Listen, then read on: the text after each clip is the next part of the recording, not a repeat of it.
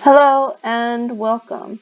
This is the second part of our presentation from the Romanian Melting Pot of Associates Company.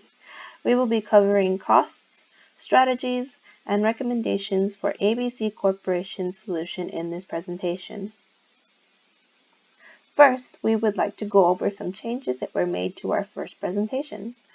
We have specified the equipment numbers for our selection of equipment.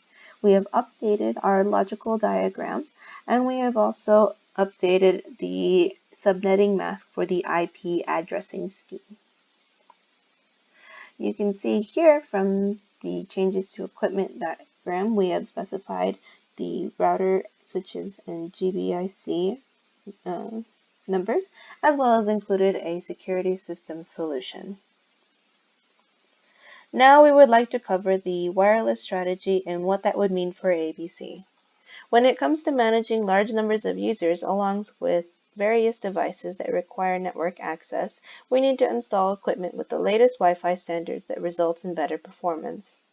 Larger areas will also have the ability to include additional access points to ensure connectivity.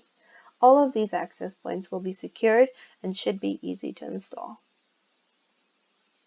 For security, we recommend utilizing firewalls, internal training methods, and physical security measures for keeping the network safe from internal and external threats. For physical security, this is the first line of defense when it comes to network security. Devices such as video and motion cameras will be useful in monitoring access to the network. Outside of the network closets, cameras and access card systems will be useful in monitoring authorized access to facilities. Firewalls provide an extra layer of security by cutting down on unwanted traffic in the network and also includes the ability to detect abnormal or malicious activity. Internal security threats, whether unintentional or malicious, are always a possibility in any organization.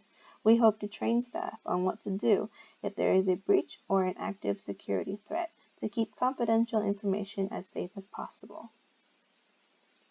Moving on to services, we propose backup designated routers, security measures, centralized media services like printing, as well as a disaster recovery plan.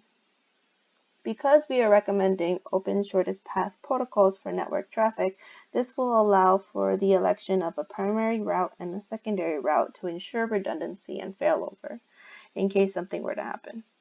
Repeating from the previous section, security measures for both logical and physical aspects of ABC will enable maximum coverage and can prevent incidents from becoming a fatal problem.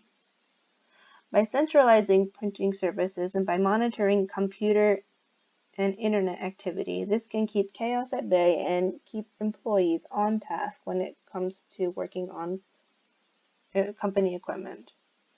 Overall, the disaster recovery plan is meant to be a process to quarantine the damage and alleviate problems using documentation and protocols enacted by ABC. Finally, we are concluding with costs to wire the infrastructure. There are two options, each with their own benefits. The first option would be a hands-off approach where we hope to use existing IT personnel. This would of course require more hours from personnel and additional training, but this would be the most cost-effective way to install new equipment. We would be able to support ABC employees as a resource, but this would be an excellent continuing learning experience that will encourage employees to know the system that they will be working with. The second option would be to outsource this labor to an outside company that can average around $16 to $18 an hour per individual. So we can work with you to find a good company to outsource this labor to, thus saving employee working time and speeding up the implementation process.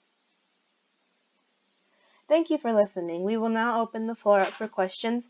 The team is available again for questions to further explain topics of interest.